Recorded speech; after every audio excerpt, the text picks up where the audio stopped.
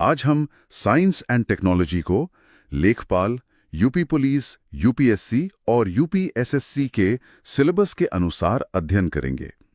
स्वतंत्र भारत में विज्ञान और प्रौद्योगिकी ने राष्ट्र निर्माण और राष्ट्रीय सुरक्षा में जो केंद्रीय भूमिका निभाई है, आज की इस चर्चा में हम सीधे उसी विषय पर प्रवेश करते हैं। हाँ, और ये एक ऐसा विषय है जहाँ से प्रतियोगी परीक्षाओं, चाहे वो प्रारंभिक हो या मुख्य परीक्षा, सीधे प्रश्न बनते हैं। विज्ञान और प्रौद्योगिकी नीतियों के ऐतिहासिक विकास से लेकर आज के अत्याधुनिक तकनीकी अनुप्रयोगों तक हर चरण का अपना एक अलग महत्व है। बिल्कुल। इसलिए तथ्यों, तिथियों और विशेष शब्दावलियों पर बारीकी से ध्यान देना आवश्यक है। तो चलिए इस पूरी यात्रा को चरणबद्ध तरीके से डिकोड करते हैं। अगर हम शुरुआत की बात करें तो 1958 से लेकर 2013 तक मुख्य रूप से 4 विज्ञान नीतियां आई हैं। आजादी के तुरंत बाद 1958 में पहली विज्ञान नीति संकल्प यानी एसपीआर लाया गया। जी। पंडित नेहरू के समय में जब देश के सामने भूखमरी और बुनियादी ढांचे जैसी इतनी बड़ी चुनौतियां थीं, तब विज्ञान पर यह विशेष फोकस किस तरह काम कर रहा था? उस समय की परिस्थितियों को देखते हुए ये एक बहुत ही दूरदर्शी कदम था। 1958 की इस नीति का सबसे बड़ा फोकस था देश में वैज्ञानिक दृष्टिकोण, या जिसे हम साइंटिफिक टेम्पर कहते हैं, उसका विकास करना। मतलब विज्ञान को सिर्फ लैब्स तक सीमित नहीं रखना था। सही कहा। इसका मकसद विज्ञान को समाज के विकास का जरिया बनाना था। एक और बड़ी चुनौती थी उस वक्त ब्रेन ड्रेन। अच्छा। हाँ, हमारे मेधावी छात्र पढ़ाई के लिए विदेश जाते थे और वहीं रह जाते थे। उन्हें देश में रोकने के लिए फंडामेंटल रिसर्च को बढ़ावा देना जरूरी था। यानी ये नीति एक तरह से देश में विज्ञान का माहौल तैयार करने के लिए थी। मुझे याद आ रहा है कि परीक्षा के लिहाज से ये तथ्य बहुत महत्वपूर्ण है कि इसी नीति के विजन के तहत 1958 में डीआरडीओ, हाँ, और बाद में 1969 में इसरो जैसे दिग्गज संस्थानों की नींव रखी गई। एकदम सटीक तथ्य है। फिर जैसे जैसे समय बदला, हमारी जरूरतें भी बदलीं। 1983 में जब प्रौद्योगिकी नीति विवरण यानी टीपीएस आया, तब इंदिरा गांधी का कार्यकाल था। उस वक्त तक शायद हमें तकनीक की कमी ज्यादा महसूस होने लगी थी। बिल्कुल। उस समय तक भारत को ये समझ आ गया था कि हम हमेशा विदेशी तकनीक पर निर्भर नहीं रह सकते। इसलिए 1983 की नीति का पूरा जोर तकनीकी आत्मनिर्भरता पर आ गया, जिसे हम सेल्फ रिलायंस कहते हैं। इसमें स्वदेशी तकनीक को बढ़ावा दिया गया ताकि रोजगार पैदा हो सके और हमारी ऊर्जा की बचत हो सके। लेकिन इसके बाद तो 1991 का दौर आता है, जब भारतीय अर्थव्यवस्था के दरवाजे पूरी दुनिया के लिए खुल गए। उदारीकरण के उस बड़े झटके के बाद तो विज्ञान के क्षेत्र में भी हमारी रणनीति बदलनी ही थी। उदारीकरण ने पूरी तस्वीर बदल दी थी। इसीलिए 2003 में विज्ञान और प्रौद्योगिकी नीति एसटीपी लाई गई। इस नीति का मुख्य उद्देश्य भारत को एक ज्ञान अर्थव्यवस्था या नॉलेज इकोनॉमी में तब्दील करना था। नॉलेज इकोनॉमी यानी R&D पर ज्यादा फोकस। हाँ, उस समय ये लक्ष्य रखा गया कि हमें अपने रिसर्च एंड डेवलपमेंट में जीडीपी का 2% निवेश करना चाहिए, और विदेशी कंपनियों के आने के कारण पहली बार बौद्धिक संपदा अधिकारों यानी आईपीआर की अहमियत को भी प्रमुखता से समझा गया। Intellectual property rights. और फिर आता है 2010 से 2020 का दशक, जिसे सरकार ने नवाचार का दशक घोषित किया। इसी दौरान 2013 की STIP नीति लागू हुई। जी। ये शायद पहली बार था जब इनोवेशन यानी नवाचार शब्द को नीति के नाम में ही आधिकारिक रूप से जोड़ दिया गया। 2013 की नीति कई मायनों में बहुत खास है। इसका लक्ष्य भारत को दुनिया की शीर्ष 5 वैज्ञानिक शक्तियों में शामिल करना था। यहाँ छात्रों को एक खास शब्दावली SRISTI पर ध्यान देना चाहिए। SRISTI, इसका पूरा रूप क्या है? इसका अर्थ है science, research and innovation system for high technology led path for India. काफी लंबा नाम है, science, research and innovation system for high technology led path for India. बिल्कुल। इस नीति में लैंगिक समानता यानी जेंडर पैरिटी पर भी जोर दिया गया, ताकि विज्ञान में महिलाओं की भागीदारी बढ़े। और अगर हम आज की बात करें तो सरकार STIP 2020 के नए मसौदे पर काम कर रही है, जो कि पूरी तरह से आत्मनिर्भर भारत के विजन पर आधारित है। एकदम सही। नीतियों के सफर के बाद अगर हम ये देखें कि आम आदमी की जिंदगी में तकनीक ने कैसे प्रवेश किया है, तो यह परीक्षा का सबसे महत्वपूर्ण हिस्सा बन जाता है। अप्लाइड साइंस से सबसे ज्यादा सवाल आते हैं। हाँ, सीधे एप्लीकेशंस पर प्रश्न पूछे जाते हैं। शुरुआत हम डिजिटल क्रांति से करते हैं, जहां यूपीआई ने पूरी दुनिया को हैरान कर रखा है। आज हम सब्जी वाले को भी क्यूआर कोड स्कैन करके पेमेंट कर रहे हैं। डिजिटल समावेशन या डिजिटल इंक्लूजन में भारत ने जो किया है वो अभूतपूर्व है, लेकिन परीक्षा के लिए हमें इसके एडवांस्ड वर्जन्स देखने होंगे, जैसे यूपीआई लाइट और 123 पे। ये बिना इंटरनेट के चलने वाली सुविधाएं है ना? हाँ, ये तकनीकें बिना इंटरनेट कनेक्शन के भी भुगतान की सुविधा देती हैं, जो ग्रामीण भारत के लिए एक बड़ा गेम चेंजर है। इसके अलावा जैम ट्रिनिटी, जनधन, आधार और मोबाइल। सही। इसका इस्तेमाल करके सरकार जो डायरेक्ट बेनिफिट ट्रांसफर यानी डीबीटी कर रही है, उसने सब्सिडी व्यवस्था से बिचौलियों को पूरी तरह खत्म कर दिया है। डिजिटल अनुप्रयोगों में डिजी लॉकर भी है, जहां हमारे अहम दस्तावेज सुरक्षित रहते हैं। लेकिन एक प्रोजेक्ट जो मुझे बहुत ही क्रांतिकारी लगता है वो है भाषिनी।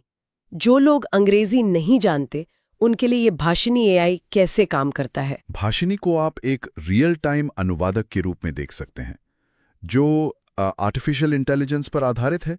इसका मकसद इंटरनेट पर मौजूद अथाह ज्ञान को भारत की सभी स्थानीय भाषाओं में उपलब्ध कराना है, ताकि भाषा की वजह से कोई पीछे ना छूट जाए। बिल्कुल, कोई भी व्यक्ति तकनीक के लाभ से वंचित न रहे। स्वास्थ्य के क्षेत्र में भी कोविन और एभा गार्ड ने हमारे मेडिकल डेटा को डिजिटल कर दिया है। लेकिन ग्रामीण स्वास्थ्य में ई संजीवनी का भी बड़ा नाम है। ये टेलीमेडिसिन असल में जमीनी स्तर पर कैसे बदलाव ला रहा है? ई संजीवनी डिजिटल समावेशन का एक बेहतरीन मॉडल है। मान लीजिए कोई मरीज किसी दूर दराज के गांव में है जहां विशेषज्ञ डॉक्टर नहीं है। वो अपने नजदीकी स्वास्थ्य केंद्र पर जाकर वीडियो कॉल के जरिए शहर के बड़े डॉक्टर से जुड़ सकता है। इसके साथ ही प्रधानमंत्री भारतीय जन औषधि परियोजना जैसी पहल जेनेरिक दवाएं बहुत सस्ते दामों पर उपलब्ध करा रही हैं। पीएमबीजेपी बजट 2023-24 में एक और बहुत बड़ी घोषणा हुई थी, क्रिस्पर मिशन के बारे में। इसका लक्ष्य आदिवासी क्षेत्रों में सिकल सेल एनीमिया को खत्म करना है। जो छात्र जीव विज्ञान बैकग्राउंड से नहीं है, उनके लिए क्रिस्पर असल में काम कैसे करता है? क्रिस्पर को आप एक जेनेटिक कैंची या मॉलिक्यूलर सिजर्स की तरह समझ सकते हैं।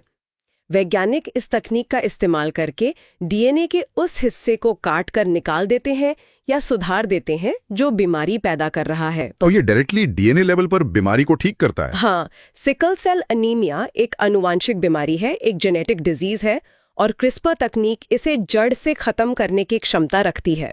अब अगर हम भारत के सबसे बड़े क्षेत्र कृषि की बात करें, तो वहां भी तकनीक सिर्फ ट्रैक्टर तक सीमित नहीं रही। किसान ड्रोन का इस्तेमाल कीटनाशकों के छिड़काव और फसलों की निगरानी के लिए हो रहा है, जो समय और श्रम दोनों बचाता है। इसके अलावा ई-नैम यानी राष्ट्रीय कृषि बाजार बहुत महत्वपूर्ण है।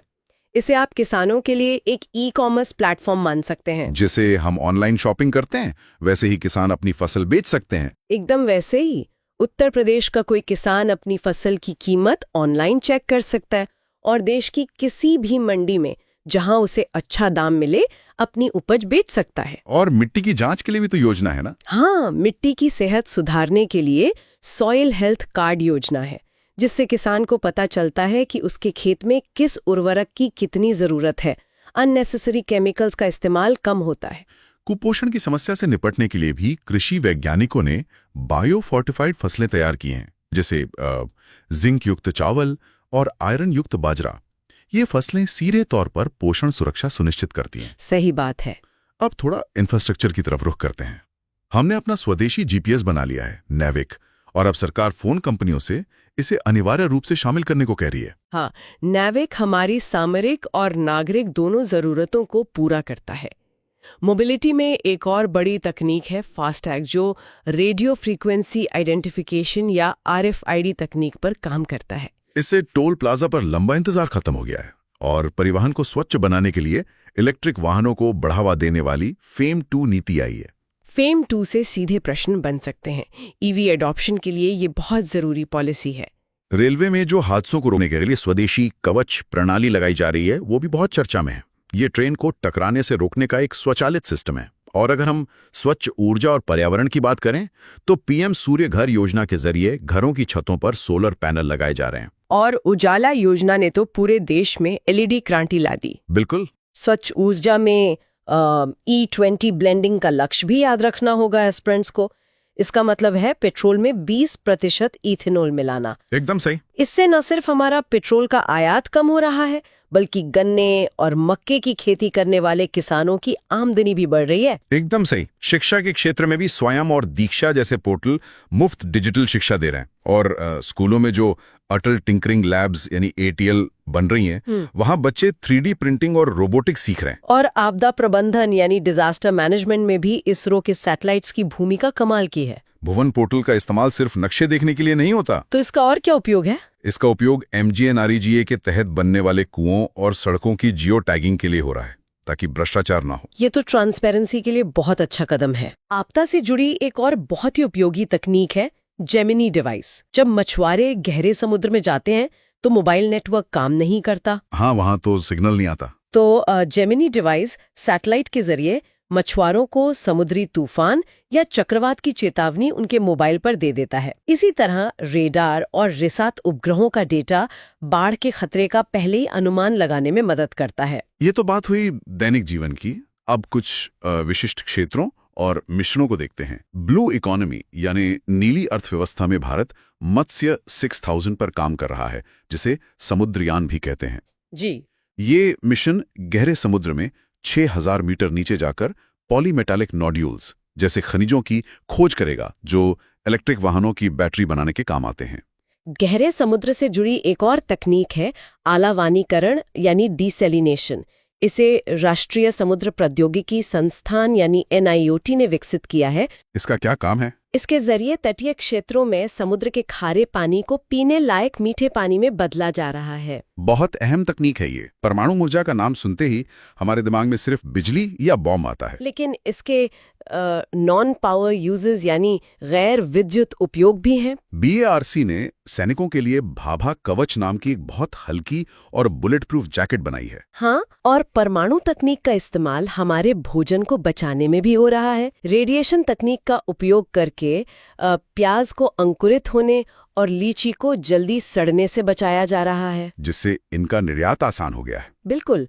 और चिकित्सा में कैंसर के इलाज के लिए टाटा मेमोरियल जैसे अस्पतालों में अब स्वदेशी कोबाल्ट मशीनें इस्तेमाल हो रही हैं। सुपर कंप्यूटिंग की दुनिया में प्रत्यूष और मेहर हमारे बड़े नाम हैं। इनसे मौसम की सटीक भविष्यवाणी होती है। इसके अलावा ट्रेडिशनल नॉलेज यानी पारंपरिक ज्ञान को सुरक्षित रखने के लिए traditional knowledge digital library TKDL एक बड़ा कदम है। इसका मुख्य उद्देश्य क्या है? इसका सबसे बड़ा उद्देश्य है बायोपायरेसी को रोकना। अतीत में विदेशी कंपनियों ने हमारे नीम और हल्दी के औषधीय गुणों का पेटेंट कराने की कोशिश की थी। हाँ, ये विवाद काफी चर्चा में रहा था। TKDL हमारे आयुर्वेद और योग के ज्ञान का एक डिजिटल सबूत है, जिससे कोई भी विदेशी कंपनी हमारे पारंपरिक ज्ञान को अपना बताकर पेटेंट नहीं करा सकती। इसी दिशा में आयुष ग्रिड भी काम कर रहा है। साइबर सुरक्षा के मोर्चे पर साइबर स्वच्छता केंद्र आम नागरिकों के कंप्यूटर और मोबाइल से वायरस हटाने में मदद कर रहा है, और CERT-IN राष्ट्रीय स्तर पर किसी भी साइबर हमले की चेतावनी जारी करने वाली सबसे प्रमुख एजेंसी है। E-रूपी को लेकर अक्सर छात्रों में ये कंफ्यूजन रहता है कि क्या ये कोई नई डिजिटल करेंसी है? नहीं, ये कोई करेंसी नहीं है। इसे आप एक तरह का डिजिटल वाउचर समझ सकते हैं। इसके लिए लाभार्थी के पास बैंक खाता होना भी जरूरी नहीं है। सरकार किसी खास काम के लिए जो E-रूपी वाउचर देगी, वो सिर्फ उसी काम में खर्च होगा। ओह अच्छा। अंतरिक्ष और रक्षा क्षेत्र के बिना विज्ञान की कोई भी चर्चा अधूरी है। चंद्रयान 3 की सफलता ने इतिहास रच दिया।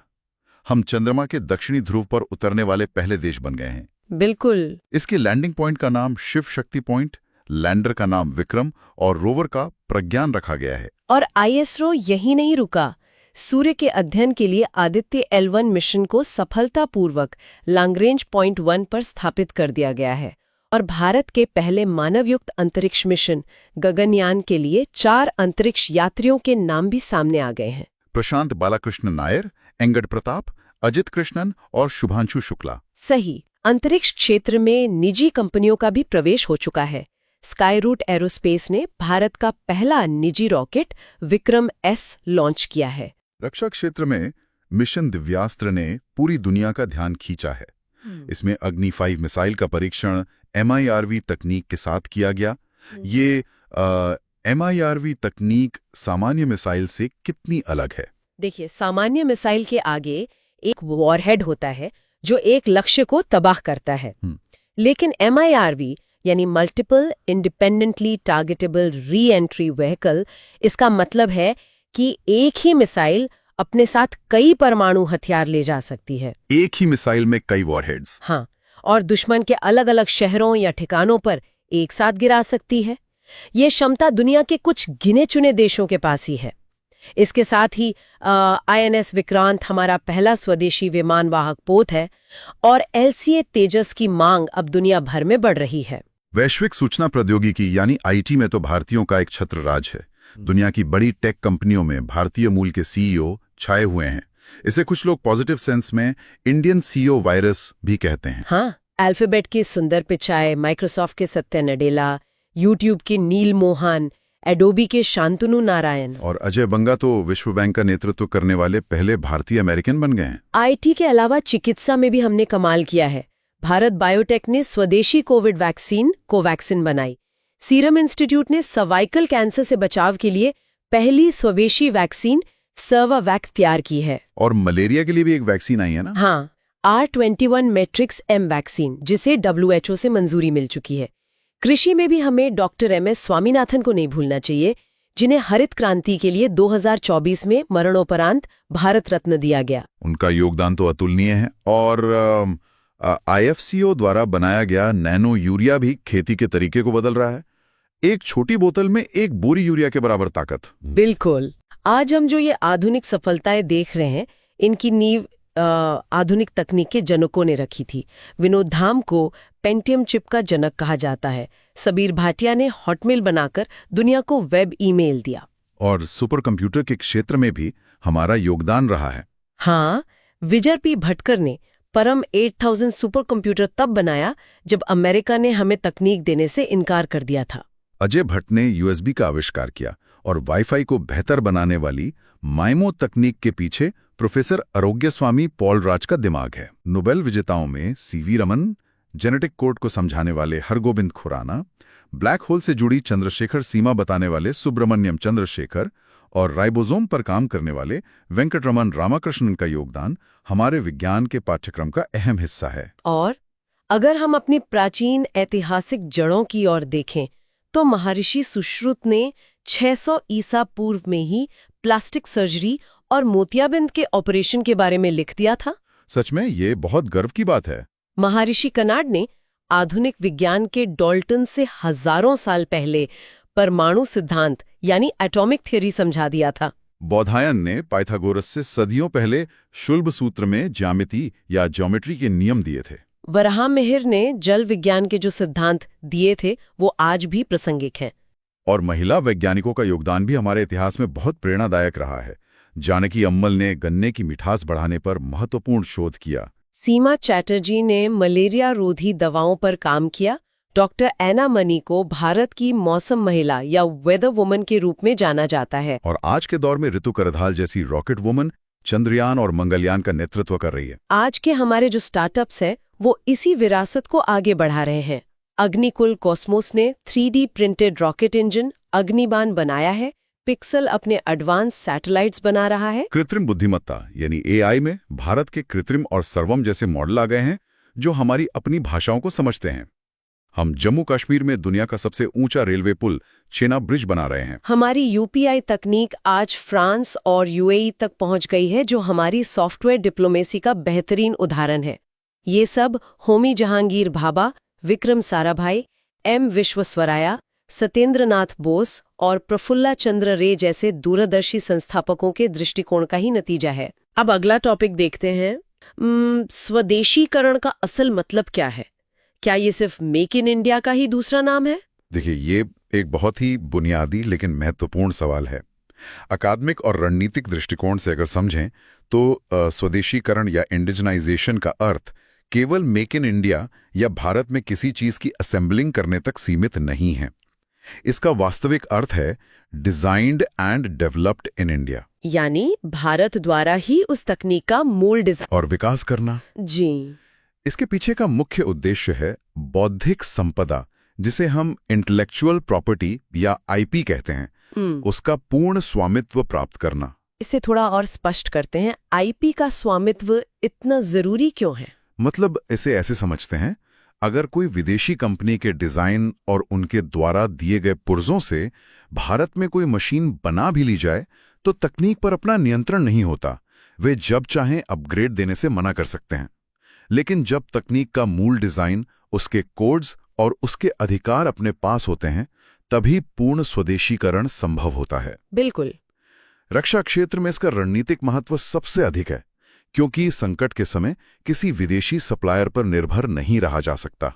सही कहा। और शायद इसी आयात निर्भरता को खत्म करने के लिए सरकार ने रक्षा खरीद में कुछ बड़े बदलाव किए हैं, जैसे DAP 2020 यानी डिफेंस एक्विजिशन प्रोसीजर के तहत बाय इंडियन IDDM श्रेणी को सर्वोच्च प्राथमिकता दी गई है। इसका सीधा सा अर्थ ये है कि रक्षा बलों के लिए जो भी खरीदारी होगी उसमें भारतीय डिजाइन, विकास और निर्माण वाली चीजों को सबसे ऊपर रखा जाएगा। एकदम सटीक। और अगर हम इसे जमीनी स्तर पर लागू होते हुए देखें तो रक्षा मंत्रालय के सृजन पोर्टल का महत्व समझ में आता है।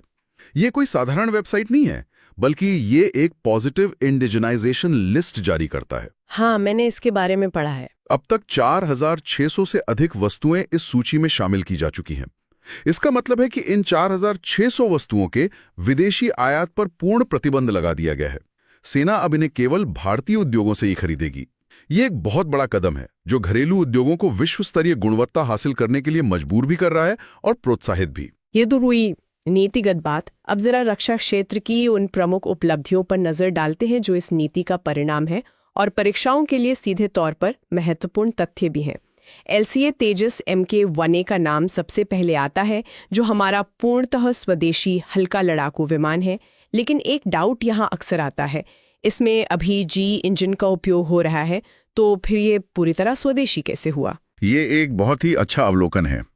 विमान का पूरा एयरफ्रेम, एवियोनिक्स, रडार और डिजाइन भारतीय है, जो अपने आप में एक बहुत बड़ी उपलब्धि है। लेकिन इंजन तकनीक दुनिया की सबसे जटिल तकनीकों में से एक है। हाँ, बिल्कुल। वर्तमान में भले ही विदेशी इंजन इस्तेमाल हो रहा हो, लेकिन पूर्ण स्वदेशीकरण के लक्ष्य के तहत भारत में ही स्वदेशी कावेरी इंजन पर बहुत तेजी से काम चल रहा है। यानी भविष्य में वो निर्भरता भी खत्म हो जाएगी। इसी तरह एक और बड़ा नाम है प्रचंड। ये एक लाइट कॉम्बैट हेलीकॉप्टर है। इसकी सबसे बड़ी खासियत ये बताई जाती है कि ये 5000 मीटर की ऊंचाई पर काम कर सकता है। जी। ये इतना खास क्यों है? क्योंकि सियाचिन जैसी 5000 मीटर की ऊंचाई का मतलब है कि वहां हवा अत्यधिक पतली होती है। आम हेलीकॉप्टर्स के रोटर्स को हवा में टिके रहने के लिए पर्याप्त लिफ्ट ही नहीं मिल पाती। दुनिया में कोई ऐसा हमलावर हेलीकॉप्टर नहीं था जो इतनी ऊंचाई पर भारी हथियारों के साथ सुरक्षित टेक ऑफ और लैंड कर सके। बहुत महत्वपूर्ण पॉइंट है ये। प्रचंड दुनिया का एकमात्र ऐसा हेलीकॉप्टर है जो ये कर सकता है। इसके अलावा INS विक्रांत को देखिए, ये भारत का पहला स्वदेशी विमान वाहक पोत है। एक विमान वाहक पोत समंदर में तैरते हुए छोटा शहर जैसा होता है और उसमें 76% सामग्री पूर्णतः भारतीय होना एक विशाल इंजीनियरिंग सफलता है। हवा और समंदर के अलावा जमीनी मारक क्षमता में भी स्वदेशी हथियारों का दबदबा बढ़ रहा है। पिनाका और ATGS जैसे हथियार अक्सर चर्चा में रहते हैं। पिनाका एक स्वदेशी multi barrel rocket launcher system है। इसकी मारक क्षमता इतनी तीव्र है कि यह युद्ध के मैदान में चंद सेकंड्स में कई रॉकेट दागकर भारी तबाही मचा सकता है।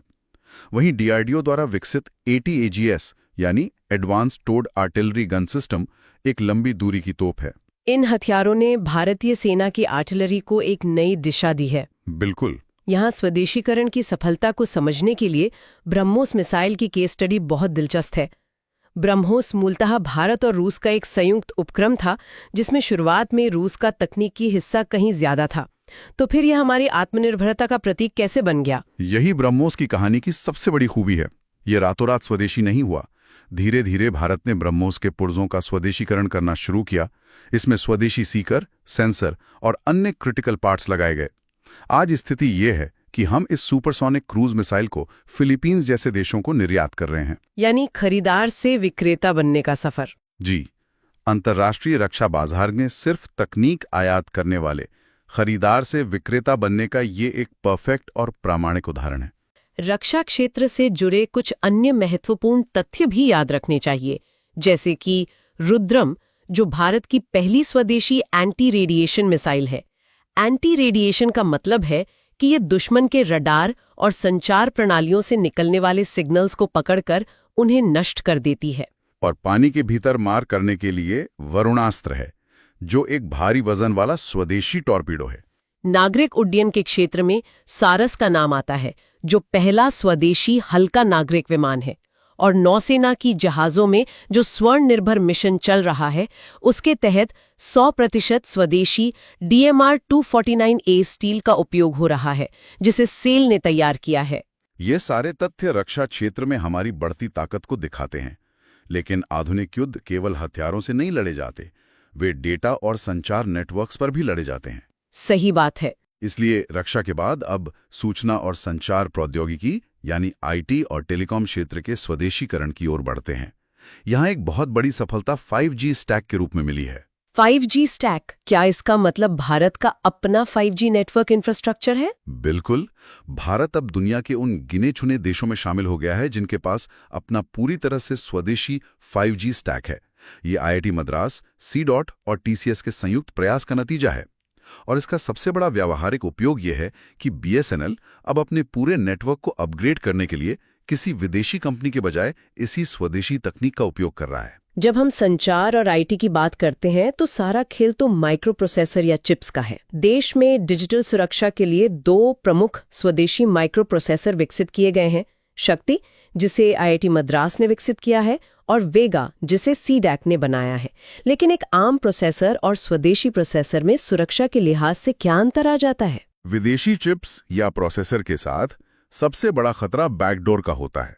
यानी चिप बनाने वाली विदेशी कंपनी उसमें कोई ऐसा गुप्त रास्ता छोड़ सकती है जिससे वे संकट के समय हमारे सिस्टम्स को हैक कर सकें या क्रैश कर सकें। ये तो बहुत खतरनाक है। हाँ, और जब हम शक्ति या वेगा जैसे स्वदेशी प्रोसेसर का उपयोग करते हैं तो हमें पता होता है कि हार्डवेयर स्तर पर कोई छेड़छाड़ नहीं की गई है। इसी तरह सॉफ्टवेयर के क्षेत्र में भार-ओस का विकास हुआ है। भार-ओस? जी, IIT मद्रास द्वारा विकसित ये स्वदेशी मोबाइल ऑपरेटिंग सिस्टम मुख्य रूप से डेटा गोपनीयता यानी प्राइवेसी पर केंद्रित है और यह भविष्य में एंड्रॉयड का एक अत्यंत सुरक्षित विकल्प बन सकता है। डेटा प्रोसेसिंग की बात हो रही है तो भारत के सुपर कंप्यूटरों का जिक्र भी आना ही चाहिए। बिल्कुल। भारत के सबसे तेज स्वदेशी सुपर कंप्यूटरों में परम सिद्धि AI का नाम प्रमुख है। इसके साथ ही C-DAC पुणे में स्थित ऐरावत भारत का सबसे शक्तिशाली AI सुपर कंप्यूटर बन गया है। चलिए अब IT से आगे बढ़कर रेलवे, अंतरिक्ष और नेविगेशन तकनीक का विश्लेषण करते हैं। रेलवे में वंदे भारत एक्सप्रेस स्वदेशी इंजीनियरिंग का एक शानदार नमूना है। इंटीग्रल कोच फैक्ट्री चेन्नई में बनी इस ट्रेन को पहले ट्रेन 18 कहा जाता था और ये एक सेल्फ प्रोपेल्ड यानी बिना अलग इंजन वाली स्वचालित ट्रेन है। ट्रेनों की गति बढ़ने के साथ सुरक्षा सबसे बड़ी प्राथमिकता बन जाती है। यहीं पर कवच तकनीक काम आती है। ये एक स्वदेशी रूप से विकसित ट्रेन कोलिजन अवॉइडेंस सिस्टम है। ये तकनीक बहुत ही उन्नत है और यूरोपीय प्रणालियों की तुलना में 10 गुना सस्ती है। ये काम कैसे करती है? मान लीजिए घना कोहरा है और मानवीय भूल से 2 ट्रेनें एक ही पटरी पर आमने सामने आ जाती हैं, तो कवच प्रणाली क्या करेगी? ऐसी स्थिति में कवच प्रणाली रेडियो फ्रीक्वेंसी और RFID तकनीक का उपयोग करके तुरंत खतरे को भांप लेगी। वो लोको पायलट के ब्रेक लगाने का इंतजार नहीं करेगी, बल्कि स्वतः ही अपने आप ट्रेन में ब्रेक लगा देगी, जिससे एक भीषण टक्कर होने से बच जाएगी। ये वाकई जीवन रक्षक तकनीक है। अब नेविगेशन की बात करते हैं।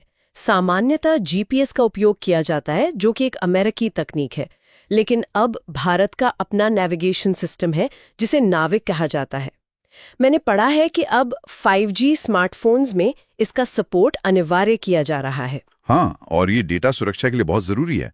जब विदेशी GPS का उपयोग होता है तो भारत के नागरिकों की लोकेशन, हमारी रणनीतिक संपत्तियों का डेटा विदेशी सर्वरों पर जाकर स्टोर होता है। नाविक के अनिवार्य होने से हमारा संवेदनशील लोकेशन डेटा देश के भीतर ही सुरक्षित रहेगा। अंतरिक्ष क्षेत्र में भी स्वदेशीकरण और व्यावसायीकरण दोनों एक साथ हो रहे हैं। इसरो ने हाल ही में SSLV यानी स्मॉल सैटेलाइट लॉन्च व्हीकल विकसित किया है। सामान्य बड़े रॉकेट्स के बजाय इस छोटे रॉकेट की क्या जरूरत थी? आज के समय में छोटे सैटेलाइट्स की मांग बहुत बढ़ गई है। बड़े रॉकेट को लॉन्च करने में महीनों की तैयारी लगती है। SSLV को बहुत कम लागत में और बेहद कम टर्न अराउंड समय के साथ लॉन्च करने के लिए बनाया गया है, यानी कुछ ही दिनों की तैयारी में इसे अंतरिक्ष में भेजा जा सकता है। इसके साथ ही अंतरिक्ष क्षेत्र में निजी कंपनियों की एंट्री हो चुकी है। स्काईरूट एरोस्पेस द्वारा बनाया गया विक्रम एस भारत का पहला निजी रॉकेट बन गया है। ये सभी तकनीकी उपलब्धियां तभी काम करेंगी जब देश के पास इन्हें चलाने के लिए पर्याप्त ऊर्जा हो। ऊर्जा क्षेत्र की ओर आते हैं।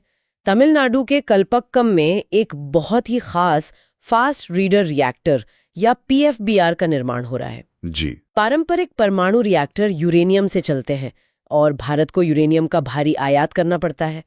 लेकिन कल्पक्कम का ये फास्ट ब्रीडर रिएक्टर यूरेनियम की बजाय थोरियम का उपयोग करेगा। ये एक गेम चेंजर है, क्योंकि भारत के तटीय क्षेत्रों, विशेष रूप से केरल के मोनोजाइट रेत में थोरियम का दुनिया का सबसे बड़ा भंडार उपलब्ध है। एकदम सही। इसके अलावा कोयले से बिजली बनाने में प्रदूषण को कम करने के लिए भेल ने AUSC तकनीक विकसित की है, जो पारंपरिक थर्मल प्लांट्स की तुलना में कहीं अधिक बिजली बनाती है और पर्यावरण को कम नुकसान पहुंचाती है। इन सभी सेक्टर्स में स्वदेशीकरण को तेज करने के लिए सरकार की कुछ बहुत ही महत्वपूर्ण पहल और योजनाएं हैं, जिन्हें जानना जरूरी है। जैसे कि IDEX, इसका काम रक्षा क्षेत्र में नई तकनीक बनाने वाले स्टार्टअप्स को सीधे फंडिंग देना है। दूसरी है PLI योजना, जो 14 से अधिक क्षेत्रों में लागू है। अगर कोई कंपनी भारत में मोबाइल, ड्रोन या दवाइयों का उत्पादन करती है, तो सरकार उसे नकद प्रोत्साहन या इंसेंटिव देती है। इसके अलावा उत्तर प्रदेश और तमिलनाडु में रक्षा औद्योगिक गलियारे बनाए गए हैं और चिप्स के निर्माण के लिए इंडिया सेमीकंडक्टर मिशन शुरू किया गया है, ताकि भारत में ही चिप निर्माण का पूरा इकोसिस्टम खड़ा किया जा सके। बिल्कुल। अब तक हमने जिन तकनीकों पर चर्चा की है वो आज की जरूरतें हैं, लेकिन विज्ञान और प्रौद्योगिकी के इस व्याख्यान में हमारा ध्यान नई और उभरती हुई प्रौद्योगिकियों पर भी होना चाहिए। इनमें सबसे आगे है आर्टिफिशियल इंटेलिजेंस, और अब सिर्फ सामान्य AI की नहीं बल्कि जेनरेटिव AI की बात हो रही है, जैसे कि ChatGPT या जेमिनी। जनरेटिव AI की ताकत तो स्पष्ट है। ये टेक्स्ट, कोड्स, इमेज सब कुछ बना सकता है, लेकिन इसके खतरे भी उतने ही बड़े हैं, विशेषकर डीप फैक का मुद्दा, जहां AI का उपयोग करके किसी भी व्यक्ति का हूबहू असली दिखने वाला नकली वीडियो बनाया जा सकता है। हाँ, ये एक बड़ी समस्या है। ये मिस इन्फॉर्मेशन या गलत सूचनाओं के फैलने का एक बहुत बड़ा कारण है। खासकर चुनावों के दौरान ये एक गंभीर सुरक्षा चुनौती बन जाता है। भारत इस चुनौती से कैसे निपट रहा है? भारत का रुख AI को लेके बहुत स्पष्ट है। हमारी नीति AI फॉर ऑल की है। सकारात्मक पक्ष देखें तो भाषणी मिशन इसका एक बड़ा उदाहरण है। भारत में भाषा की एक बड़ी दीवार है। भाषणी मिशन इंटरनेट की ज्ञान को सभी भारतीय भाषाओं में अनुवादित करके उपलब्ध करा रहा है। और सुरक्षा के मोर्चे पर? सुरक्षा के मोर्चे पर 2023 में वैश्विक स्तर पर ब्लेचले घोषणा पत्र पर हस्ताक्षर हुए हैं, जो AI की सुरक्षा सुनिश्चित करने का पहला वैश्विक प्रयास है। इसके अलावा 2024 के लिए GPAI यानी ग्लोबल पार्टनरशिप ऑन AI समूह की अध्यक्षता भी भारत कर रहा है, जो ये तय करेगा कि AI का सुरक्षित और नैतिक उपयोग कैसे हो। AI के बाद अगर कोई तकनीक भविष्य को पूरी तरह से बदलने वाली है, तो वो है क्वांटम तकनीक। भारत सरकार ने 2023 में 6003 करोड़ रुपए के बजट के साथ राष्ट्रीय क्वांटम मिशन को मंजूरी दी है। ये तकनीक सामान्य सुपर कंप्यूटर से कितनी अलग है? इसे समझने के लिए एक सरल उदाहरण लेते हैं। मान लीजिए एक बहुत बड़ी लाइब्रेरी है और उसमें एक खास किताब का एक खास पन्ना ढूंढना है। आज का सामान्य कंप्यूटर बिट्स पर काम करता है, जो 0 या 1 होते हैं। वह एक एक करके हर किताब को चेक करेगा। लेकिन क्वांटम कंप्यूटर क्यूबिट्स पर काम करता है, जो एक ही समय में 0 और 1 दोनों अवस्थाओं में रह सकते हैं। वह एक ही समय में एक साथ लाइब्रेरी की हर किताब को चेक कर लेगा। जो जटिल गणना करने में आज के सबसे उन्नत सुपर कंप्यूटर को 10,000 साल लगेंगे, क्वांटम कंप्यूटर उसे कुछ ही मिनटों में हल कर देगा। भारत अब उन 6 चुनिंदा देशों में है जिनके पास अपना समर्पित क्वांटम मिशन है। ये सच में विज्ञान का कथाओं जैसा लगता है। इसी तरह डेटा सुरक्षा और वित्तीय प्रणालियों में ब्लॉकचेन तकनीक का प्रभाव बढ़ रहा है। ब्लॉकचेन मूलतः एक विकेंद्रीकृत खाता या डिसेंट्रलाइज्ड लेजर है। इसमें डेटा इस तरह से दर्ज होता है कि उसे हैक करना या बदलना लगभग असंभव है। और इसी अचूक सुरक्षा के कारण इसका इस्तेमाल सिर्फ क्रिप्टो करेंसी तक सीमित नहीं है। तेलंगाना और आंध्र प्रदेश में पायलट प्रोजेक्ट के तौर पर जमीन के रिकॉर्ड्स को ब्लॉकचेन पर रखा जा रहा है। एक बार जमीन किसके नाम है ये दर्ज हो गया तो कोई भी उसमें फर्जीवाड़ा नहीं कर सकता। और इसी ब्लॉकचेन तकनीक के आधार पर आरबीआई ने अपनी डिजिटल करेंसी सीबीडीसी या ई-रुपी जारी की है। भविष्य की अन्य तकनीकों में संचार नेटवर्क भी शामिल है। 5G की सफलता के बाद अब भारत 6G अलायंस पर काम चल रहा है, जिसका लक्ष्य 2030 तक देश में 6G लॉन्च करना है, जो 5G से 100 गुना ज्यादा तेज होगा। 5G की सबसे बड़ी खूबी इसकी कम लेटेंसी है, यानी डेटा भेजने और प्राप्त करने के बीच लगने वाला न्यूनतम समय। यह कम लेटेंसी इंटरनेट ऑफ थिंग्स के लिए बहुत जरूरी है। बिल्कुल, आईओटी का मतलब है जब घर के उपकरण, कार सब इंटरनेट से जुड़कर बात करें। इसके साथ ही एज कंप्यूटिंग बहुत तेजी से बढ़ रही है। पहले डेटा प्रोसेस होने के लिए दूर क्लाउड सर्वर पर जाता था। एज कंप्यूटिंग में डेटा डिवाइस के पास ही प्रोसेस हो जाता है। इससे स्पीड काफी बढ़ जाती है। जी, इसके अलावा मेटावर्स जैसी आभासी दुनिया, जहां लोग डिजिटल अवतार के जरिए मिलते हैं, वहां डिजिटल संपत्तियों का मालिकाना हक NFT से तय होता है। इन सब से जो अथाह डेटा पैदा हो रहा है उसे हम बिग डेटा कहते हैं। ये तो हुई डिजिटल दुनिया की बात। विज्ञान और शोध में जीव विज्ञान या बायोटेक्नोलॉजी का क्षेत्र भी बहुत तेजी से आगे बढ़ रहा है। CRISPR-Cas9 का नाम आजकल बहुत चर्चा में है। ये एक बायो कैंची है। वैज्ञानिक इसका उपयोग करके DNA के उस हिस्से को काट सकते हैं जिसमें आनुवंशिक बीमारी है। और इसी के समानांतर भारत में जीनोम इंडिया प्रोजेक्ट भी चल रहा है। जी, जिसके तहत 10,000 अलग-अलग समुदायों के DNA का डेटाबेस तैयार किया जा रहा है। इसका मकसद प्रिसिजन मेडिसिन, यानी हर व्यक्ति की आनुवंशिक बनावट के अनुसार सटीक दवाइयां बनाना है। विज्ञान के एक और मोर्चे पर ऊर्जा संकट से निपटने के लिए ग्रीन हाइड्रोजन को भविष्य का ईंधन माना जा रहा है। इलेक्ट्रोलिसिस प्रक्रिया के जरिए पानी से हाइड्रोजन और ऑक्सीजन को अलग किया जाता है। लेकिन इसकी सबसे बड़ी चुनौती ये है कि हाइड्रोजन अत्यधिक ज्वलनशील गैस है, इसलिए इसका सुरक्षित भंडारण और परिवहन तकनीकी रूप से बहुत कठिन और महंगा है।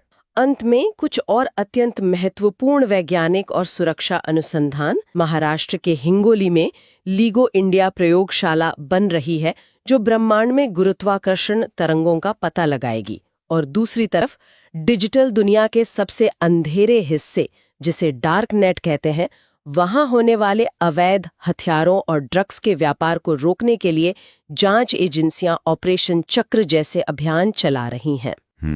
अब अगला टॉपिक देखते हैं। सबसे पहले ये स्पष्ट होना चाहिए कि ये ड्यूअल यूज प्रौद्योगिकी आखिर है क्या। अगर हम इसके नाम पर ही ध्यान दें तो इसका सीधा सा अर्थ उन तकनीकों, सामग्रियों या उपकरणों से है जिनका उपयोग नागरिक यानी पीसफुल उद्देश्यों के लिए, बिल्कुल, और सैन्य यानी डिस्ट्रक्टिव उद्देश्यों दोनों के लिए किया जा सकता है। एक ही तकनीक, लेकिन उसके इस्तेमाल के दो बिल्कुल अलग अलग सिरे। तो इसका क्या अर्थ है? अगर हम इसे व्यापक संदर्भ में देखें तो ये अवधारणा हमारे आसपास ही मौजूद है और इसका दायरा बहुत बड़ा है। हम इसके सबसे सरल उदाहरण से शुरुआत कर सकते हैं, GPS तकनीक। हाँ, नेविगेशन के लिए। सही कहा। नागरिक उपयोग में हम इसका इस्तेमाल शहर में रास्ता खोजने या नेविगेशन के लिए करते हैं। ये एक बहुत ही शांतिपूर्ण और उपयोगी काम है। लेकिन सैन्य उपयोग में सेना इसी GPS डेटा का उपयोग किसी क्रूज मिसाइल को सटीक निशाना लगाने या ड्रोन स्ट्राइक के लिए करती है। तकनीक वही है, सैटेलाइट वही है, लेकिन उद्देश्य पूरी तरह बदल गया। एक और बहुत ही क्लासिक उदाहरण अमोनियम नाइट्रेट का है। खेतों में किसान इसका उपयोग उर्वरक यानी फर्टिलाइजर के रूप में करता है ताकि फसल अच्छी हो। ये एक जीवन रक्षक नागरिक उपयोग है। लेकिन वही रसायन जब किसी गलत हाथ में पड़ता है तो आतंकवादी उसका उपयोग IED यानी इम्प्रोवाइज्ड एक्सप्लोजिव डिवाइस मतलब बम बनाने में कर सकते हैं। इसका सीधा अर्थ यह है कि कोई भी तकनीक अपने आप में अच्छी या बुरी नहीं होती, उस तकनीक को इस्तेमाल करने वाले का इरादा उसे परिभाषित करता है। परीक्षा के दृष्टिकोण से छात्रों को इस द्वैत को समझना बहुत जरूरी है। सुमेलन यानी मैचिंग वाले प्रश्नों में अक्सर तकनीक का नाम देकर उसके नागरिक और सैन्य उपयोगों को पहचानने के लिए कहा जाता है। यहाँ एक बहुत ही रोचक तथ्य सामने आता है। अगर हम विज्ञान के विभिन्न क्षेत्रों का गहराई से विश्लेषण करें तो ये डुअल यूज और भी स्पष्ट हो जाता है। उदाहरण के लिए परमाणु तकनीक को लेते हैं। Nuclear technology. हाँ, इसका एक बहुत ही शानदार शांतिपूर्ण उपयोग है। परमाणु रिएक्टरों के माध्यम से स्वच्छ बिजली का उत्पादन करना और रेडियो आइसोटोप्स का उपयोग करके कैंसर जैसी बीमारियों के लिए परमाणु चिकित्सा विकसित करना। लेकिन इसका दूसरा पहलू क्या है? उसी यूरेनियम या प्लूटोनियम का इस्तेमाल करके विनाशकारी परमाणु बम या डर्टी बम बनाना। बिल्कुल। इसी तरह बायोटेक्नोलॉजी का क्षेत्र भी दोधारी तलवार है। एक तरफ हम इसका उपयोग जीवन रक्षक टीके और आधुनिक दवाइयां बनाने में करते हैं, लेकिन इसका सबसे खतरनाक स्या पहलू एंथ्रैक्स या चेचक वायरस जैसे जैविक हथियारों का निर्माण है, जो रातों रात महामारियां फैला सकते हैं। और अगर हम रसायन विज्ञान या केमिकल सेक्टर की बात करें तो वहां भी यही कहानी है। कीटनाशक, पेंट्स और प्लास्टिक उद्योग इसके बहुत ही सामान्य और शांतिपूर्ण उपयोग हैं। लेकिन जब यही रसायन सैन्य ग्रेड के बन जाते हैं तो वे नर्व गैस या मस्टर्ड गैस जैसे खौफनाक रासायनिक हथियार बन जाते हैं। सही कहा। और आज के तकनीकी युग में ड्रोन या यूएवी का उदाहरण तो सबसे ज्यादा प्रासंगिक है। अमेज़न जैसी कंपनियों द्वारा पिज्जा या पैकेज डिलीवरी, कृषि क्षेत्रों में बड़े पैमाने पर कीटनाशकों का छिड़काव या शादियों में वीडियोग्राफी, ये सब इसके बहुत ही आम नागरिक उपयोग हैं। लेकिन जब हम युद्ध क्षेत्र की ओर देखते हैं तो इन्हीं ड्रोन्स का रूप कामिकेज यानी आत्मघाती ड्रोन में बदल जाता है, जो खुद एक बम बनकर टारगेट पर गिरते हैं, या फिर इनका इस्तेमाल दुश्मन की सीमा में जासूसी के लिए होता है। और इसी कड़ी में सबसे नई और शायद सबसे जटिल तकनीक है आर्टिफिशियल इंटेलिजेंस, एआई। हाँ, एक तरफ एआई स्वास्थ्य सेवा में बीमारियों का पहले से पता लगा रहा है, मौसम की सटीक भविष्यवाणी कर रहा है और भारी उद्योगों में स्वचालन ला रहा है। लेकिन दूसरी ओर ये ऑटोनॉमस लीथल वेपन्स यानी स्वायत्त घातक हथियारों का रूप भी ले रहा है, जो बिना किसी मानवीय कमांड के खुद लक्ष्य को पहचानने और उसे खत्म करने का फैसला ले सकते हैं। ये एक बहुत ही डरावनी संभावना है। इन्हीं दोहरे उपयोगों और इनसे जुड़े खतरों के कारण वैश्विक स्तर पर नियंत्रण की आवश्यकता महसूस की गई। प्रौद्योगिकी सिर्फ विकास का साधन नहीं है, बल्कि ये राष्ट्रीय सुरक्षा का भी मुद्दा है। छात्रों को ध्यान देना चाहिए कि इन्हीं चिंताओं ने वैश्विक निर्यात नियंत्रण व्यवस्थाओं को जन्म दिया। प्रतियोगी परीक्षाओं में इन व्यवस्थाओं से लगातार प्रश्न बनते हैं। मुख्य रूप से ये 4 समूह हैं जिन्हें एक तरह से दुनिया के एक्सक्लूसिव क्लब माना जा सकता है। पहला है वासेनार व्यवस्था। Wassenaar arrangement. इसकी स्थापना 1996 में हुई थी। इसका मुख्य फोकस पारंपरिक हथियारों और द्विउपयोगी वस्तुओं के निर्यात को नियंत्रित करना है, ताकि वे गलत हाथों में ना पड़े। और भारत के संदर्भ में सबसे महत्वपूर्ण तथ्य यह है कि भारत वर्ष 2017 में इस वासेनार व्यवस्था का सदस्य बना। बिल्कुल। दूसरा महत्वपूर्ण समूह ऑस्ट्रेलिया समूह है। 1985 में स्थापित इस समूह का मुख्य उद्देश्य रासायनिक और जैविक हथियारों के वैश्विक प्रसार को रोकना है। यहाँ परीक्षा के लिए एक बहुत ही विशिष्ट तथ्य है जिस पर छात्रों को ध्यान केंद्रित करना चाहिए।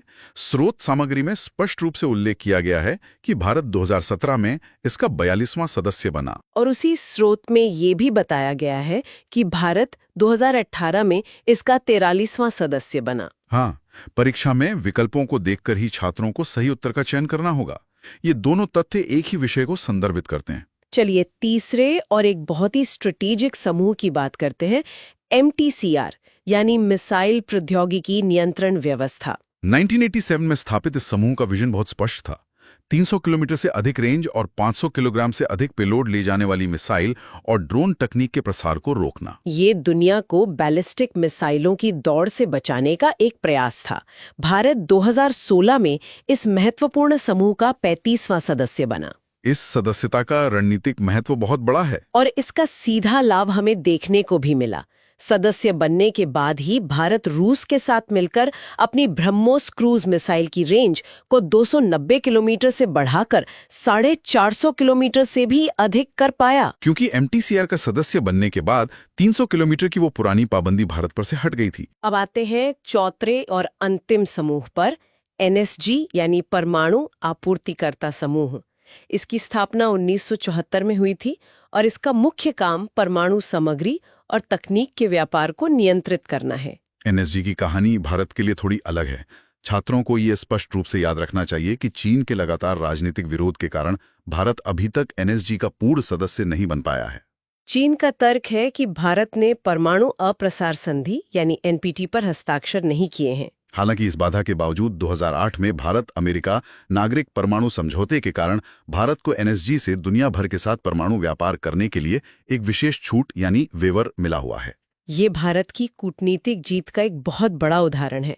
लेकिन ये नियंत्रण केवल अंतर्राष्ट्रीय मंचों तक ही सीमित नहीं है। भारत के भीतर भी इन संवेदनशील तकनीकों को सख्ती से रेगुलेट किया जाता है। बिल्कुल। भारत में इस पूरे निर्यात नियंत्रण का जिम्मा वाणिज्य मंत्रालय के अधीन विदेश व्यापार महानिदेशालय यानी DGFT के पास है।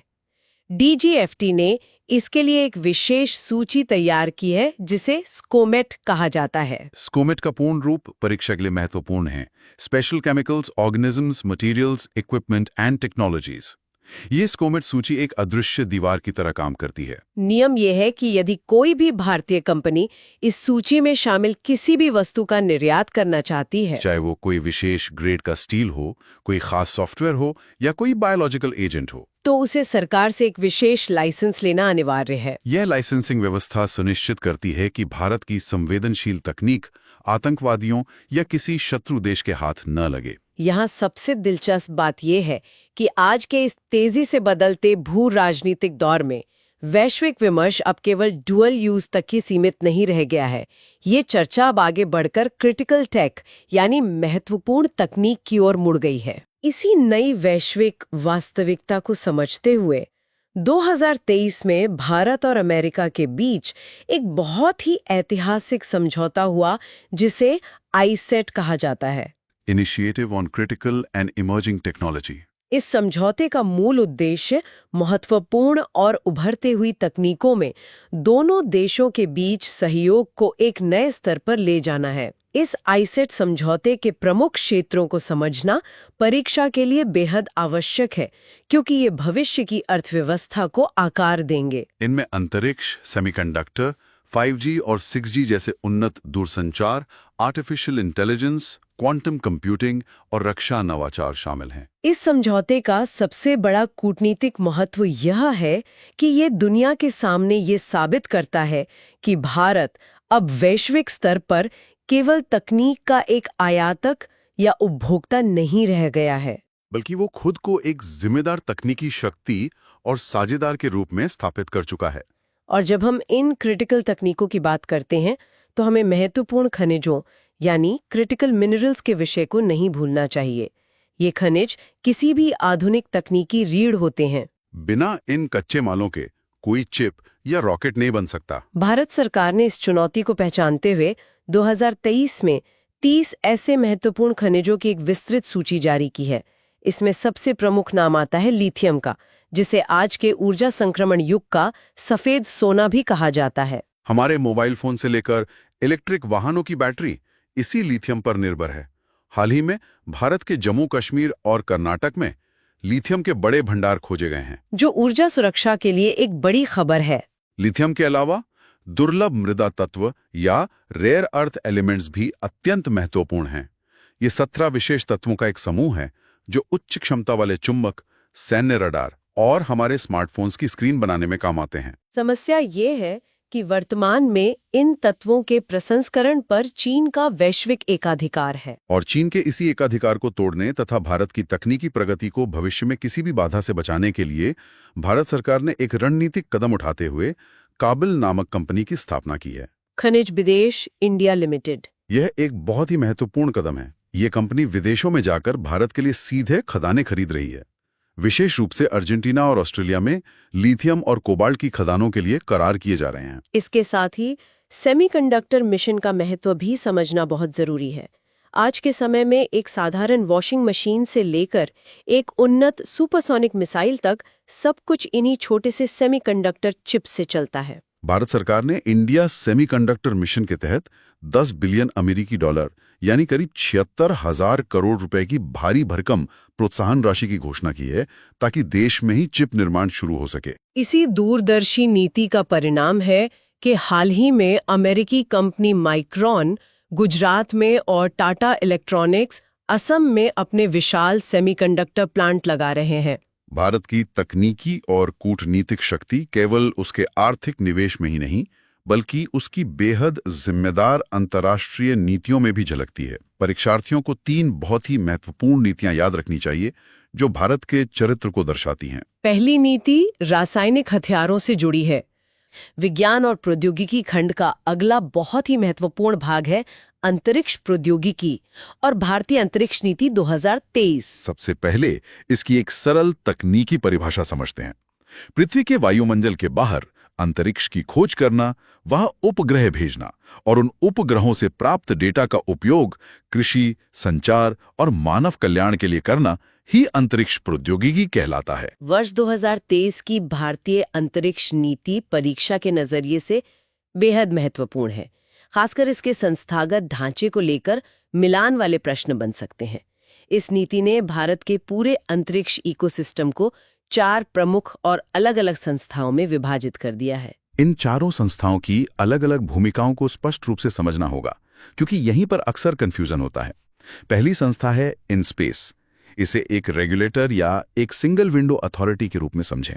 ये सरकारी और निजी दोनों तरह की संस्थाओं की अंतरिक्ष गतिविधियों का अध्ययन करता है और उन्हें ऑथोराइज करता है ताकि राष्ट्रीय सुरक्षा और अंतर्राष्ट्रीय नियमों का कड़ाई से पालन सुनिश्चित हो सके। दूसरी संस्था है न्यू स्पेस इंडिया लिमिटेड यानी NSIL। ये अंतरिक्ष विभाग के तहत एक सार्वजनिक उपक्रम है। इसका मुख्य फोकस व्यवसायीकरण पर है। कमर्शियलाइजेशन। हाँ, इसरो जो भी शानदार तकनीक या रॉकेट विकसित करता है उसे वैश्विक बाजार में बेचना और उससे पैसा कमाना NSIL का काम है। तीसरी इकाई है अंतरिक्ष विभाग, डिपार्टमेंट ऑफ स्पेस। इसका मुख्य कार्य पूरे देश के लिए नीतियां लागू करना, विभिन्न एजेंसियों के बीच विवादों का समाधान करना और अंतरिक्ष के क्षेत्र में अंतर्राष्ट्रीय सहयोग का समन्वयन करना है। और चौथी, जो सबसे प्रसिद्ध और महत्वपूर्ण संस्था है, वो है इसरो। नई नीति के तहत अब इसरो को रूटीन लॉन्च या कमर्शियल कामों से मुक्त कर दिया गया है। अब इसरो का पूरा फोकस सिर्फ एडवांस रिसर्च, नई तकनीकों के विकास, डीप स्पेस एक्सप्लोरेशन और राष्ट्रीय विकास पर केंद्रित होगा। इसरो के इतिहास और उसकी ऐतिहासिक उपलब्धियों से प्रतियोगी परीक्षाओं में हमेशा गहराई से प्रश्न पूछे जाते हैं। आइए इसरो के कुछ मूल तत्वों पर नजर डालें। इसकी स्थापना 15 अगस्त 1969 को डॉक्टर विक्रम साराभाई के अथक प्रयासों और दूरदृष्टि से हुई थी। इसका मुख्यालय कर्नाटक के बेंगलुरु में स्थित है। इसरो का जो विजन या आदर्श वाक्य है वो छात्रों को कंठस्थ होना चाहिए। मानव जाति की सेवा में अंतरिक्ष प्रौद्योगिकी। यहाँ एक विशेष तथ्य जिस पर छात्रों को ध्यान देना चाहिए, इसरो के वर्तमान अध्यक्ष डॉक्टर VK नारायणन हैं। और इसरो की जो पुरानी विपणन शाखा रही है, जो वाणिज्यिक उपयोग और प्रौद्योगिकी हस्तांतरण के लिए जिम्मेदार थी, उसका नाम एंट्रिक्स कॉर्पोरेशन लिमिटेड है। अगर हम इसरो के इस ऐतिहासिक सफर को देखें तो यह एक साइकिल पर रॉकेट के पुर्जे ले जाने से लेकर चंद्रमा के दक्षिणी ध्रुव पर उतरने तक की एक अविश्वसनीय यात्रा है। इसकी नींव असल में 1969 से भी पहले 1960s के दशक में ही डॉक्टर विक्रम साराभाई और डॉक्टर रामानाथन के नेतृत्व में इनकोस्पार की स्थापना के साथ रख दी गई थी। 1975-76 के दौरान अंतरिक्ष तकनीक के सामाजिक उपयोग का एक बहुत ही अभूतपूर्व प्रयोग हुआ था, जिसे साइट कहा जाता है, सैटेलाइट इंस्ट्रक्शनल टेलीविजन एक्सपेरिमेंट। इसी के तहत गुजरात राज्य में खेड़ा कम्युनिकेशंस प्रोजेक्ट ने एक फील्ड प्रयोगशाला के रूप में कार्य किया था, जिसका उद्देश्य स्थानीय आवश्यकता आधारित शिक्षार्थी ब्रॉडकास्टिंग करना था। भारत की पहली बड़ी अंतरिक्ष उपलब्धि 19 अप्रैल 1975 को सामने आई, जब सोवियत संघ की सहायता से भारत के पहले उपग्रह आर्यभट्ट का सफल प्रक्षेपण किया गया। ये एक शुरुआत थी, लेकिन आत्मनिर्भरता की दिशा में सबसे बड़ा कदम 1980 में उठाया गया, जब भारत ने अपनी ही भूमि श्रीहरिकोटा से अपना पहला प्रक्षेपण किया। ये रोहिणी उपग्रह था, जिसे स्वदेशी रूप से विकसित SLV-3 रॉकेट द्वारा लॉन्च किया गया था। इस एक लॉन्च के साथ ही भारत दुनिया की 6ठी अंतरिक्ष शक्ति बन गया था। इसके बाद भारत ने कभी पीछे मुड़कर नहीं देखा। 1981 में भारत का प्रथम संचार उपग्रह एप्पल एरियन रॉकेट द्वारा लॉन्च किया गया। फिर 1983 में वो ऐतिहासिक इनसैट प्रणाली शुरू हुई, जिसने भारत में टीवी प्रसारण और मौसम की जानकारी की तस्वीर बदल दी। ये आज भी एशिया प्रशांत क्षेत्र की सबसे बड़ी घरेलू संचार उपग्रह प्रणालियों में से एक है। शिक्षा के क्षेत्र में भी अंतरिक्ष तकनीक ने एक बड़ी क्रांति ला दी, जब 2004 में GSLV F1 रॉकेट द्वारा भारत का पहला समर्पित शिक्षा उपग्रह एड्यूसैट लॉन्च किया गया। जिसने दूर दराज के गांवों तक शिक्षा पहुंचाने का काम किया। अब आइए इसरो के उन प्रमुख फ्लैगशिप मिशनों की बात करते हैं जिन्होंने भारत को वैश्विक पटल पर एक स्पेस सुपर पावर के रूप में स्थापित कर दिया। इन मिशनों के तकनीकी विवरण, विशेषकर लॉन्च व्हीकल और तिथियां, परीक्षा के लिए बहुत जरूरी हैं। पहला प्रमुख मिशन था चंद्रयान-1, जिसे 22 अक्टूबर 2008 को PSLV C-11 रॉकेट द्वारा लॉन्च किया गया था। यह भारत का पहला डीप स्पेस मिशन था और इसकी सबसे बड़ी ऐतिहासिक उपलब्धि चंद्रमा के ध्रुवीय क्षेत्रों में पानी के अणुओं की ठोस खोज थी, जिसने पूरी दुनिया की अंतरिक्ष एजेंसियों का चंद्रमा की ओर देखने का नजरिया बदल दिया। इसके बाद चंद्रयान-2 मिशन आया, जिसे 22 जुलाई 2019 को GSLV Mark 3 द्वारा भेजा गया, जिसे अब LVM-3 कहा जाता है। यह एक अत्यधिक जटिल मिशन था जिसमें ऑर्बिटर, लैंडर विक्रम और रोवर प्रज्ञान शामिल थे। हालांकि इसका लैंडर सॉफ्ट लैंडिंग नहीं कर पाया, लेकिन इसके क्रैश लैंडिंग स्थल को अब भारत ने तिरंगा पॉइंट के नाम से सहेज कर रखा है। और फिर आई चंद्रयान-3 की वो ऐतिहासिक सफलता जिसने हर भारतीय का सीना चौड़ा कर दिया। इसे 14 जुलाई 2023 को LVM-3M4 रॉकेट द्वारा लॉन्च किया गया था। और वो तारीख 23 अगस्त 2023, जब लैंडर विक्रम ने चंद्रमा के दुर्गम दक्षिणी ध्रुव पर सॉफ्ट लैंडिंग की। ऐसा करने वाला भारत विश्व का पहला देश बन गया। छात्रों को याद रखना चाहिए कि इस अभूतपूर्व सफलता की याद में अब भारत में हर साल 23 अगस्त को राष्ट्रीय अंतरिक्ष दिवस के रूप में मनाया जाता है। चंद्रयान-3 के जिस स्थान पर लैंडर ने कदम रखा, उस लैंडिंग स्थल को शिव शक्ति पॉइंट नाम दिया गया है। चंद्रमा के अलावा मंगल ग्रह पर भी भारत ने इतिहास रचा है। मंगलयान को 5 नवंबर 2013 को PSLV C-25 रॉकेट द्वारा लॉन्च किया गया था। लगभग 10 महीने की यात्रा के बाद 24 सितंबर 2014 को ये मंगल की कक्षा में पहुंचा, और सबसे बड़ी बात, अपने पहले ही प्रयास में मंगल पर पहुंचने वाला भारत दुनिया का पहला देश बन गया। चंद्रमा और मंगल के बाद इसरो ने सूर्य की ओर भी कदम बढ़ा दिए हैं। हाल ही में 2 सितंबर 2023 को PSLV C-57 रॉकेट द्वारा भारत का पहला समर्पित सौर मिशन आदित्य L1 लॉन्च किया गया। ये मिशन पृथ्वी और सूर्य के बीच स्थित L1 पॉइंट पर एक हेलो ऑर्बिट में स्थापित होकर सूर्य के बाहरी आवरण यानी कोरोना और सौर तूफानों का गहराई से अध्ययन कर रहा है। ये मिशन जुलाई 2024 में अपने निर्धारित स्थान पर सफलतापूर्वक पहुंच चुका है। इन सभी शानदार सफलताओं के पीछे एक बहुत बड़ी ताकत है, इसरो के प्रक्षेपण यान। एक तरह से ये इसरो की रीढ़ है। सबसे पहले बात करते हैं PSLV की। इसे इसरो का वर्क हॉर्स या भरोसेमंद घोड़ा कहा जाता है, क्योंकि इसने लगातार कई सफल उड़ानें भरी हैं। 15 फरवरी 2017 को इसी PSLV C-37 उड़ान के जरिए एक साथ 104 उपग्रह लॉन्च करके इसरो ने एक विश्व रिकॉर्ड स्थापित कर दिया था, जिसे देखकर पूरी दुनिया हैरान रह गई थी। दूसरा प्रमुख यान है LVM-3, जिसे पहले GSLV Mark 3 कहा जाता था। ये इसरो का अब तक का सबसे भारी और शक्तिशाली रॉकेट है। इसकी विशालता और क्षमता के कारण इसे फैट बॉय भी कहा जाता है। चंद्रयान-3 जैसे भारी पेलोड्स और ब्रिटिश कंपनी OneWeb के 36 उपग्रहों के समूहों की कमर्शियल लॉन्चिंग इसी शक्तिशाली रॉकेट से की गई थी। इसके अलावा इसरो अब भविष्य की जरूरतों को देखते हुए एक नेक्स्ट जनरेशन लॉन्च व्हीकल यानी NGLV विकसित कर रहा है। ये एक एडवांस्ड त्रिचरणीय वाहन होगा जिसमें भारी पेलोड ले जाने की अपार क्षमता होगी। LVM-3 की क्षमता को और भी अधिक बढ़ाने के लिए इसके सेमी क्रायोजेनिक इंजन के प्री बर्नर इग्निशन का मई 2024 में एक बहुत ही सफल परीक्षण भी किया जा चुका है। भविष्य के मिशनों की बात करें तो इसरो अब अंतरिक्ष में एक और नई छलांग लगाने जा रहा है। इसका नाम है SpaceX मिशन। परीक्षा के दृष्टिकोण से यह एक गेम चेंजर तकनीक है। अगर हम इसे व्यापक संदर्भ में देखें तो SpaceX है क्या? ये स्पेस डॉकिंग का एक तकनीकी प्रदर्शन है। सरल शब्दों में अंतरिक्ष में दो अलग-अलग उपग्रहों या अंतरिक्ष यानों को आपस में भौतिक रूप से जोड़ने की प्रक्रिया को डॉकिंग कहते हैं। ये इतना आसान नहीं है। ये अंतरिक्ष में हजारों किलोमीटर प्रति घंटे की रफ्तार से उड़ते हुए दो ऑब्जेक्ट्स के बीच सुई में धागा डालने जैसा है।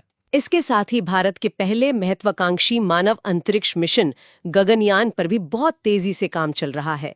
इस मिशन के तहत 3 भारतीय अंतरिक्ष यात्रियों को लो अर्थ ऑर्बिट में भेजा जाएगा। 2023 में इसका क्रू एस्केप सिस्टम यानी आपात स्थिति में यात्रियों को बचाने की प्रणाली का परीक्षण पूरी तरह सफल रहा है। और सबसे रोमांचक बात यह है कि 2024 के अंत तक व्योम मित्र नामक एक महिला ह्यूमनॉइड रोबोट के साथ एक मानव रहित परीक्षण उड़ान भी निर्धारित है। केवल सरकारी स्तर पर ही नहीं बल्कि अंतरिक्ष क्षेत्र में निजीकरण और कूटनीति के मोर्चे पर भी भारत बहुत तेजी से आगे बढ़ रहा है।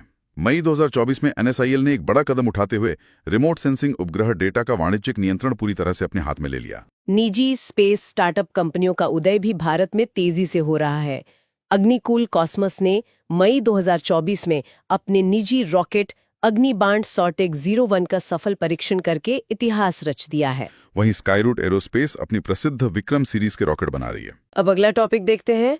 तो चलिए सीधे रक्षा प्रौद्योगिकी के सबसे ऐतिहासिक कार्यक्रम से शुरुआत करते हैं। बिल्कुल। सबसे पहले बात करते हैं IGMDP की, यानी integrated guided missile development programme. ये एक ऐसा टॉपिक है जिसका ऐतिहासिक और तकनीकी दोनों महत्व है। 26 जुलाई 1983 ये वो तारीख है जब इस कार्यक्रम की नींव रखी गई थी। इसका मुख्य उद्देश्य बहुत स्पष्ट था, भारत को मिसाइल प्रौद्योगिकी के क्षेत्र में पूरी तरह से आत्मनिर्भर बनाना। इस मिशन का नेतृत्व डॉक्टर APJ अब्दुल कलाम ने किया था और इसीलिए उन्हें मिसाइल मैन कहा जाता है। अंततः 2008 में DRDO ने इसके सफल समापन की घोषणा कर दी थी। हाँ, और इस प्रोग्राम को याद रखने के लिए परीक्षा के नजरिए से एक बहुत ही शानदार ट्रिक है। इस कार्यक्रम के अंतर्गत कुल 5 मुख्य मिसाइल प्रणालियां विकसित की गई। इन्हें याद रखने का सूत्र है पटना, PATNA। P से पृथ्वी, A से अग्नि, T से त्रिशूल, N से नाग और A से आकाश। ये सिर्फ एक शॉर्टकट नहीं है बल्कि ये भारतीय मिसाइल विकास का एक पूरा क्रमिक खाका है। चलिए इस पटना ट्रिक को एक एक करके डिकोड करते हैं और इनके पीछे की तकनीक को समझते हैं। सबसे पहले P यानी पृथ्वी। यह इस प्रोग्राम के तहत विकसित पहली मिसाइल है। तकनीकी रूप से यह एक सतह से सतह पर मार करने वाली कम दूरी की बैलिस्टिक मिसाइल है। इसका पहला ऐतिहासिक परीक्षण 25 फरवरी 1988 को श्रीहरिकोटा से किया गया था और सबसे अहम बात, यह अपने साथ परमाणु हथियार ले जाने में पूरी तरह सक्षम है। यहाँ सबसे दिलचस्प बात यह है कि पृथ्वी मिसाइल मुख्य रूप से तरल ईंधन यानी लिक्विड फ्यूल पर आधारित है। इसमें सोवियत संघ की तकनीक पर आधारित लिक्विड प्रोपल्शन ट्विन इंजन का इस्तेमाल किया गया है। अब इसका रणनीतिक प्रभाव यह है कि तरल ईंधन बहुत अधिक वाष्पशील होता है, इसलिए इसे मिसाइल में लंबे समय तक भर के नहीं रखा जा सकता। इसे लॉन्च करने से कुछ समय पहले ही मिसाइल में भरना पड़ता है। इसी कारण से ठोस ईंधन की तुलना में इसे लॉन्च करने में थोड़ा अधिक समय लगता है। तो अगर मैं इसे आसान भाषा में समझूं, तो ठोस ईंधन वाली मिसाइलें एक तरह से रेडी टू ईट या इंस्टेंट नूडल्स की तरह हैं, जिन्हें बस आग दी और काम शुरू। जबकि तरल ईंधन वाली मिसाइलों के मामले में आपको लॉन्च से पहले पूरी तैयारी करनी पड़ती है, जिसमें समय लगता है ना। बिल्कुल सटीक तुलना है। युद्ध के मैदान में समय ही सब कुछ होता है, इसीलिए बाद की मिसाइलों में ठोस ईंधन पर ज्यादा जोर दिया गया। इसके अलावा पृथ्वी के 2 और महत्वपूर्ण संस्करण हैं। पहला है धनुष, जो पृथ्वी का नौसैनिक संस्करण है। इसे युद्धपोत के डेक से दागा जा सकता है और ये असल में पृथ्वी 2 का ही स्टेबल रूप है। दूसरा है प्रद्युम्न, जिसे पैड यानी पृथ्वी एयर डिफेंस भी कहते हैं। ध्यान रहे, ये हमला करने वाली मिसाइल नहीं है, बल्कि बचाव करने वाली एक इंटरसेप्टर मिसाइल है। ढाल है। अब पटना के A पर आते हैं, यानी अग्नि मिसाइल। ये भी सतह से सतह पर मार करने वाली बैलिस्टिक मिसाइल है। शुरुआत में इसे सिर्फ एक प्रौद्योगिकी प्रदर्शक के रूप में देखा गया था, लेकिन आज ये भारत की परमाणु प्रतिरोधक क्षमता की रीढ़ है। चलिए इसे विस्तार से समझते हैं। 20 अगस्त 2025 को अग्नि 5 का परीक्षण क्यों खास था? क्योंकि इसमें MIRV यानी multiple independently targetable re entry vehicle तकनीक का इस्तेमाल हुआ। इस MRRV तकनीक को थोड़ा और सरल करते हैं। क्या हम इसे एक ऐसी डिलीवरी वैन की तरह समझ सकते हैं जो एक बार अंतरिक्ष में जाती है और फिर उसमें से कई अलग अलग पार्सल निकलते हैं जो अलग अलग शहरों या टारगेट्स पर जाकर गिरते हैं? ये एकदम सही। एक ही मिसाइल से कई अलग अलग लक्ष्यों को एक साथ निशाना बनाने की क्षमता दुश्मन के डिफेंस सिस्टम को चकमा दे सकती है। भारत अब यूएसए, रूस, चीन, फ्रांस और यूके के एलीट क्लब में शामिल हो गया है। इसी श्रृंखला में एक नई पीढ़ी की मिसाइल है अग्नि प्राइम। इसकी रेंज 1000 से 2000 किलोमीटर है। इसकी सबसे बड़ी विशेषता है इसका कैनिस्टराइज्ड होना। ये कैनिस्टराइज्ड होने का मतलब क्या है? इसे एक बेहद मजबूत थर्मस फ्लास्क की तरह समझ सकते हैं। मिसाइल को एक विशेष कंटेनर के अंदर सील करके रखा जाता है। इससे मिसाइल सुरक्षित रहती है, लंबी स्टोरेज मिलती है और ये वजन में हल्की होती है। इसे सीधे किसी ट्रक या ट्रेन पर रखकर कहीं भी ले जाया जा सकता है और वहीं से तुरंत लॉन्च किया जा सकता है। यह मोबिलिटी तो बहुत महत्वपूर्ण होगी। चलिए अब पटना के बाकी 3 अक्षरों TN और A की बात करते हैं। त्रिशूल, नाग और आकाश। त्रिशूल सतह से हवा में मार करने वाली कम दूरी की मिसाइल है जो कम ऊंचाई वाले लक्ष्यों के लिए है। इसके बाद है नाग, जो एक तीसरी पीढ़ी की एंटी टैंक गाइडेड मिसाइल है। इसकी खासियत इसका दागो और भूल जाओ सिद्धांत है। हाँ, ये फायर एंड फॉरगेट तकनीक बहुत एडवांस्ड है। ऑपरेटर को मिसाइल फायर करने के बाद टारगेट को ट्रैक करने की जरूरत नहीं होती है। नाग के हवाई संस्करण को हेलिना कहते हैं और इसी के उन्नत संस्करण को ध्रुवास्त्र नाम दिया गया है। और पटना का आखिरी अक्षर है आकाश। ये सतह से हवा में मार करने वाली मध्यम दूरी की मिसाइल है जिसकी क्षमता मल्टीपल टारगेट्स को ट्रैक करके नष्ट करने की है। इन 5 के अलावा 2 और प्रणालियां हैं, प्रलय और पिनाका। प्रलय ठोस प्रणोदक आधारित सतह से सतह की कम दूरी वाली मिसाइल है। यह अर्ध बालिस्टिक है जो हवा में अपना रास्ता बदल सकती है और इसका पेलोड 500 से 1000 किलो तक होता है। इसे मोबाइल लॉन्चर से दागा जा सकता है। और पिनाका स्वदेशी तकनीक से विकसित एक मल्टी बैरल रॉकेट लॉन्चर है। इसका नाम भगवान शिव के धनुष पर रखा गया है और इसे पुणे की ARDE लैब ने विकसित किया है। बिल्कुल। और पिनाका का काम है दुश्मन के बड़े इलाके पर कुछ ही सेकंड्स में रॉकेटों की बारिश करना। परीक्षा के लिए यह जानना जरूरी है कि इसने पुरानी रूसी ग्रैड BM-21 की जगह ली है। जमीन की ताकत के बाद अब पनडुब्बियों और नौसेना की तकनीक की ओर बढ़ते हैं। ऐतिहासिक संदर्भ देखें तो भारत की पहली पनडुब्बी INS कलवरी थी जो 8 दिसंबर 1967 को शामिल हुई।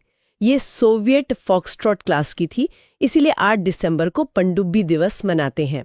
पहली परमाणु पनडुब्बी INS चक्रवन थी जिसे 1988 में सोवियत संघ से लीज पर लिया गया था और स्वदेशी निर्मित पहली पनडुब्बी INS शल्की थी।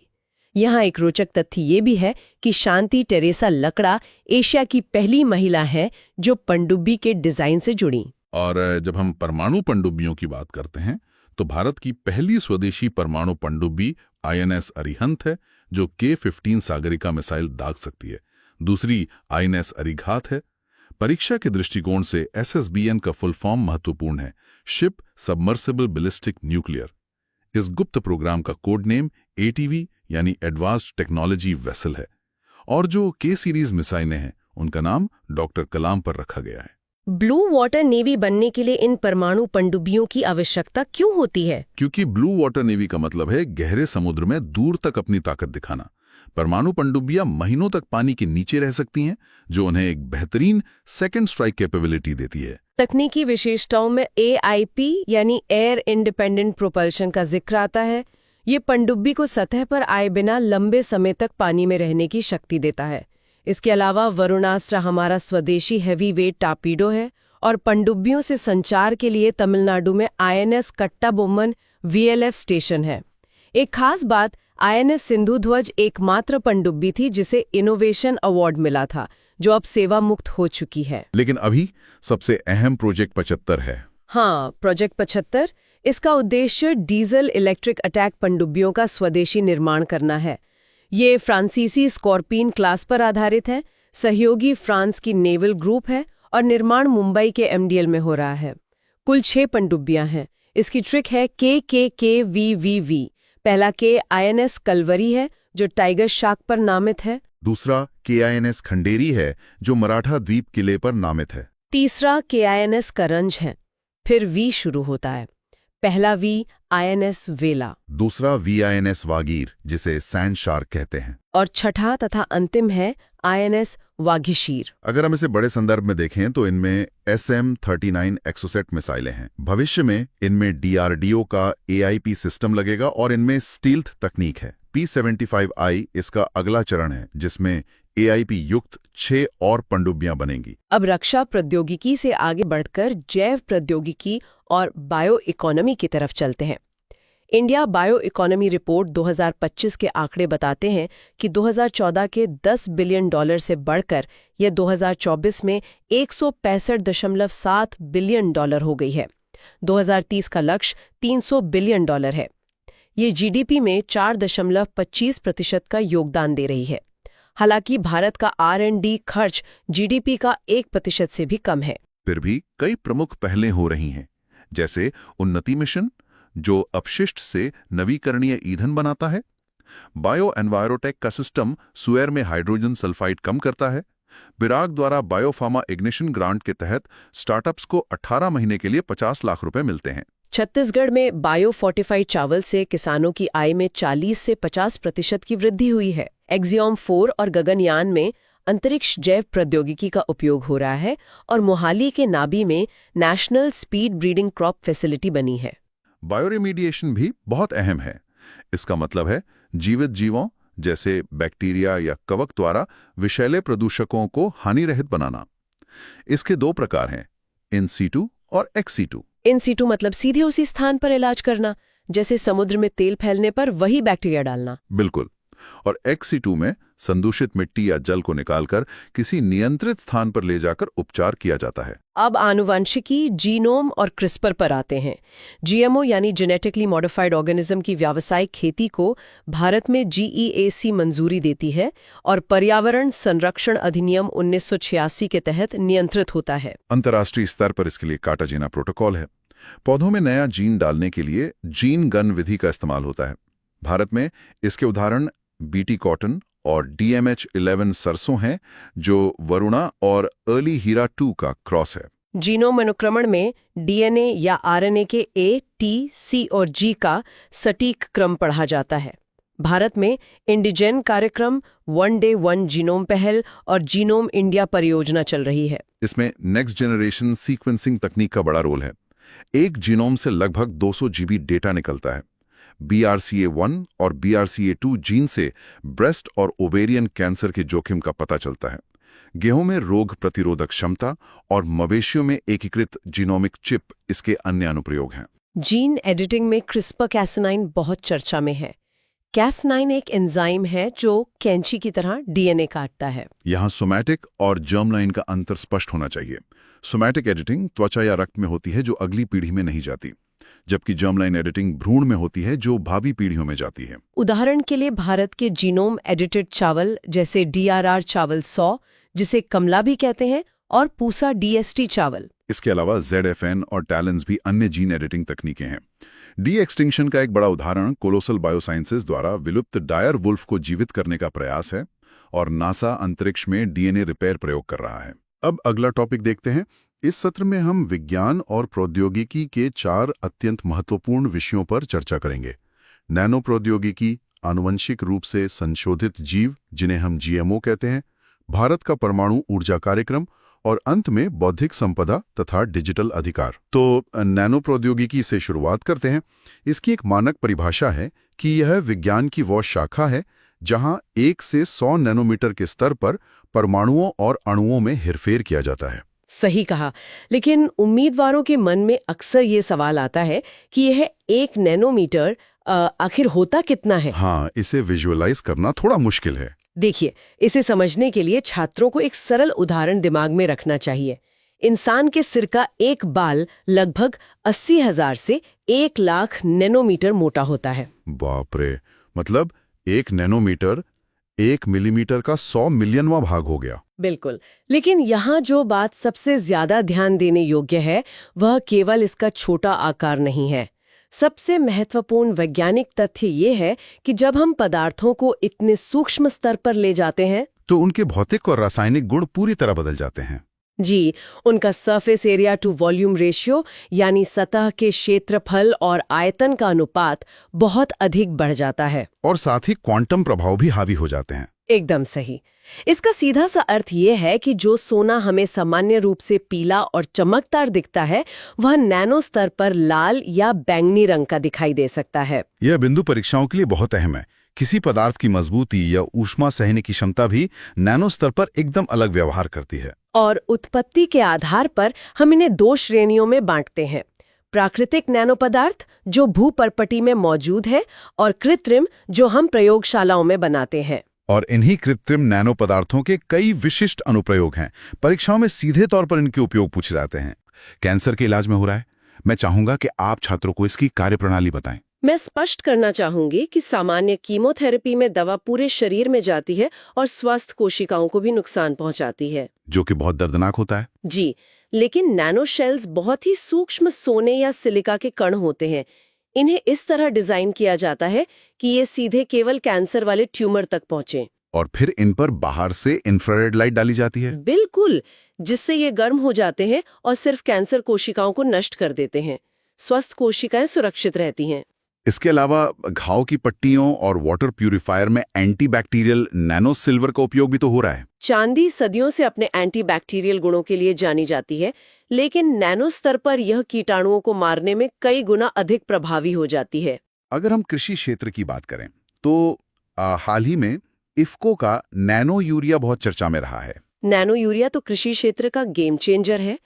परीक्षा के लिए ये तथ्य बहुत महत्वपूर्ण है कि नैनो यूरिया की केवल 500 मिलीलीटर की बोतल 45 किलोग्राम की पारंपरिक यूरिया की बोरी के बराबर काम करती है। ऐसा इसलिए संभव है क्योंकि इसके कण इतने छोटे होते हैं कि पत्तियों पर स्प्रे करने से पौधे उन्हें पूरी तरह सोख लेते हैं। जी, जिससे मिट्टी और भूजल का प्रदूषण भी कम होता है। और इलेक्ट्रॉनिक्स में भी हम क्वांटम डॉट्स का इस्तेमाल देख रहे हैं स्मार्ट स्क्रीन्स में। और कंप्यूटर प्रोसेसर में जो नैनो चिप्स लग रही हैं उनका आकार 5 नैनोमीटर से भी कम हो गया है। रक्षा क्षेत्र में भी स्टेल्थ टेक्निक बहुत रोचक है। लड़ाकू विमानों पर एक विशेष नैनो पेंट लगाया जाता है जो रडार की तरंगों को सोख लेता है। यानी रडार स्क्रीन पर विमान दिखाई नहीं देता। और सैन्य उपयोग के लिए लिक्विड बॉडी आर्मर भी बन रहा है।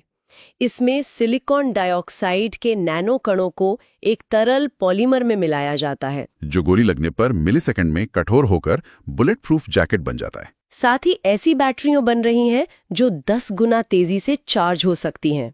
पर्यावरण में भी लोटस इफेक्ट वाली सेल्फ क्लीनिंग कोटिंग है, जहां नैनो उभारों के कारण पानी सतह पर टिक नहीं पाता। और जल शोधन में बनारस हिंदू विश्वविद्यालय का शोध बहुत अहम है। BHU के वैज्ञानिकों ने कार्बन नैनो ट्यूब फिल्टर विकसित किए हैं जो पानी से सूक्ष्म प्रदूषकों को हटा सकते हैं।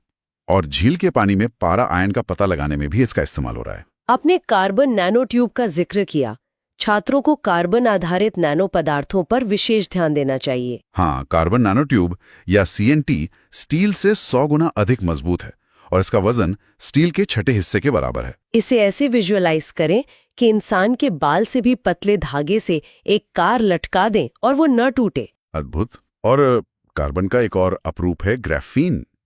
2004 में आंद्रे गियम और कॉन्स्टेंटिन नोवोसेलोव ने इसकी खोज की थी, जिसके लिए उन्हें 2010 में नोबेल पुरस्कार मिला था।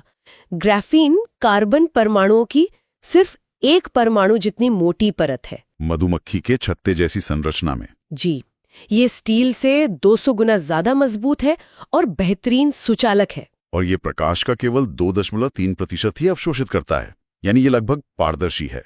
इसी कारण ये टच स्क्रीन के लिए आदर्श है। और इसी नवाचार को बढ़ावा देने के लिए केरल में India innovation centre for graphene की स्थापना की गई है। भारत की स्थिति की बात करें तो विज्ञान और प्रौद्योगिकी विभाग के अनुसार नैनो विज्ञान प्रकाशन में हम दुनिया में 3रे स्थान पर हैं। इसकी शुरुआत 9वीं पंचवर्षीय योजना में हुई थी। फिर 2001 में DST विशेषज्ञ समूह बना और 10वीं पंचवर्षीय योजना में NSTI के तहत औपचारिक शुरुआत हुई। सबसे बड़ी छलांग 2007 में आई, जब नैनो विज्ञान एवं प्रौद्योगिकी पर मिशन शुरू हुआ। और प्रमुख हस्तियों में डॉक्टर CNR राव का नाम सर्वोपरि है, जिन्हें भारतीय नैनो टेक्नोलॉजी का जनक कहा जाता है। मोहाली स्थित नैनो विज्ञान और प्रौद्योगिकी संस्थान भारत का पहला ऐसा संस्थान है। MIT ने भी INUPI-2I प्रोग्राम शुरू किया है। लेकिन इतने सूक्ष्म स्तर पर काम करने के स्वास्थ्य जोखिम भी तो होंगे। बिल्कुल। नैनोकण सांस या त्वचा के जरिए रक्त में प्रवेश कर सकते हैं। कोबाल्ट और क्रोमियम के नैनोकण फाइब्रोब्लास्ट कोशिकाओं को नुकसान पहुंचा सकते हैं, जो हमारे ऊतकों और त्वचा के लिए कोलेजन बनाती हैं। जी। चलिए, निर्जीव पदार्थों से अब जैविक दुनिया में चलते हैं। आनुवंशिक रूप से संशोधित जीव यानी GMO। इस खंड में जीन स्थानांतरण की विधियों को समझना जरूरी है। परीक्षा के लिए 4 प्रमुख विधियां हैं। पहली है जीन गन विधि। इसमें सोने या टंगस्टन के बारीक कणों पर वांछित डीएनए की कोटिंग करके उन्हें उच्च दबाव से पौधों की कोशिकाओं में दागा जाता है। दूसरी है एग्रोबैक्टीरियम विधि। इसमें एग्रोबैक्टीरियम ट्यूमेफेसियंस जीवाणु का उपयोग होता है। इसे प्रकृति का जेनेटिक इंजीनियर कहा जाता है। वैज्ञानिक इसके ट्यूमर वाले हिस्से को हटाकर हमारा वांछित जीन लगा देते हैं।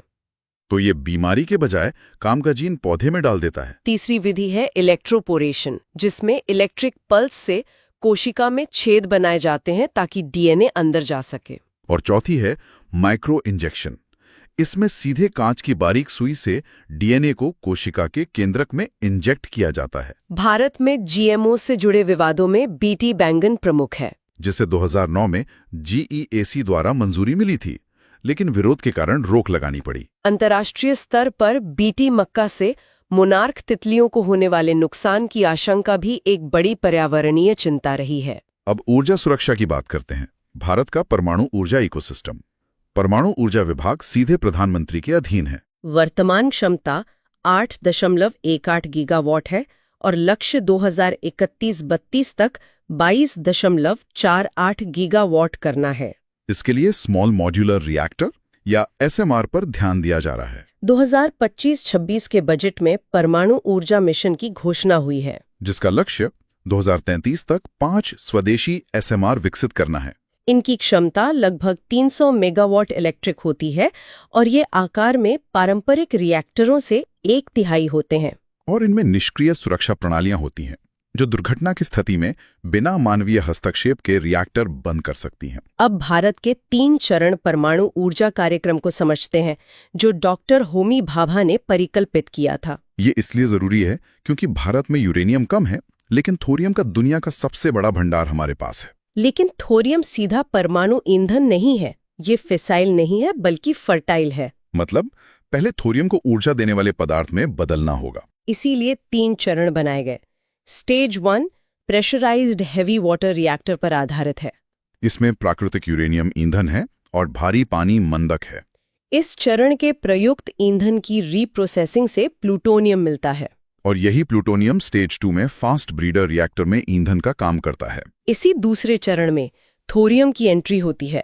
प्लूटोनियम के विखंडन से न्यूट्रॉन थोरियम से टकराकर उसे यूरेनियम 233 में बदल देते हैं, जो कि एक बेहतरीन परमाणु ईंधन है। और अंत में स्टेज 3 जो पूरी तरह थोरियम आधारित रिएक्टर होगा। इसमें हम थोरियम और यूरेनियम 233 का एक साथ उपयोग करेंगे। अब इन सभी नवाचारों को कानूनी सुरक्षा देने की बात करते हैं। बौद्धिक संपदा अधिकार और डिजिटल अधिकार। छात्रों को 4 मौलिक अवधारणाएं स्पष्ट होनी चाहिए। पहला, कॉपीराइट, जो रचनात्मक कृतियों को सुरक्षा देता है। यह विचार को नहीं, अभिव्यक्ति को सुरक्षित करता है। दूसरा है पेटेंट, जो आविष्कार के लिए होता है। भारत में इसकी अवधि 20 वर्ष है। तीसरा, ट्रेडमार्क है, जो ब्रांड या लोगो के लिए है। और चौथा ट्रेड सीक्रेट है, जैसे कोको कोला का फॉर्मूला या गूगल का सर्च एल्गोरिथम। डिजिटल अधिकारों में DRM यानी डिजिटल राइट्स मैनेजमेंट अहम है, जिससे कंटेंट को लॉक किया जाता है। और डिजिटल पायरेसी तब होती है जब कोई बिना अनुमति के डाउनलोड और शेयर करता है। प्लेगियरिज्म या साहित्यिक चोरी भी एक अपराध है, जहां दूसरों की रिसर्च को अपना बताया जाता है। मुनाफे के लिए प्रसिद्ध ब्रांड का डोमेन रजिस्टर करना साइबर स्क्वैटिंग कहलाता है। वहीं क्रिएटिव कॉमन्स एक सार्वजनिक लाइसेंस है, जो उपयोग की छूट देता है, जैसे विकिपीडिया। भारत में कॉपीराइट अधिनियम 1957, पेटेंट अधिनियम 1970 और IT अधिनियम 2000 मौजूद हैं। 2016 की राष्ट्रीय बौद्धिक संपदा अधिकार नीति भी है और नोडल विभाग वाणिज्य मंत्रालय के तहत DPI IT है। अंतर्राष्ट्रीय स्तर पर जिनेवा में विपो, WTO के तहत ट्रिप्स समझौता और 1886 का बर्न कन्वेंशन महत्वपूर्ण है।